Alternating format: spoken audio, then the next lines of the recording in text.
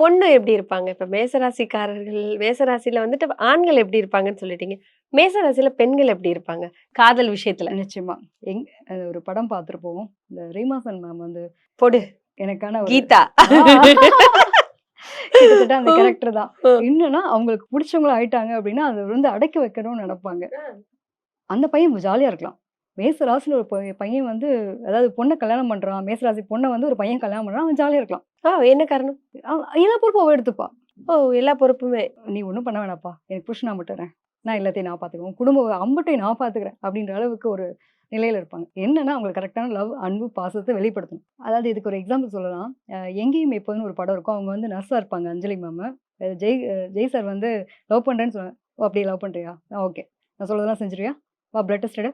இதெல்லாம் வா." இதெல்லாம் எதுக்குன்னு கேட்கக்கூடாது. அந்த மாரின்னு வச்சுக்கலாம். ம். ஸோ இந்த மாரி கொண்டு சொல்றத போகணும். செய். அவ்வளோதான். எதுவுமே கேட்காத. அவ்வளோதான். அப்படிங்கிற மாரி. உனக்கு என்ன வேணுமோ நான் பார்த்துப்பேன். உங்க அம்மாட்ட பேசணுமா? நான் பேசிக்கிறேன். அப்படின்ற மாரியான ஒரு துணிச்சல் தெனாவட்டு இருக்கக்கூடிய பிள்ளைங்களா இருப்பாங்க. ஸோ ஒருத்தவங்களுக்கு புடிச்சிருச்சு அப்படின்னா, அவங்களுக்கா எக்ஸ்ட்ரீமா இறங்கி செய்வாங்க. பட் அது வந்து வெளியில பார்க்கும்போது ரவுடித்தனமா இருக்க மாரி இருக்கும்.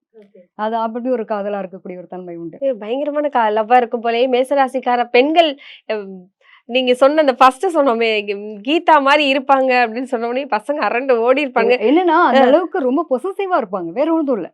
எனக்கானவன் அப்படின்றப்போ அந்த எங்கேயும் அப்படி எனக்கு ரூட் நீதான் உனக்கு நான் தான் நான் தான் அப்படிங்கிற அப்படின்ற மாதிரி மாரி ஆயிடுமோ. இருக்கணும். வேற பக்கம் போகக்கூடாதுன்ற மாரியான ஒரு ஈர்ப்பு நிலையில இருக்கணுங்கிற ஒரு ஃபீல் இருந்துகிட்டே இருக்கும். ஓகே.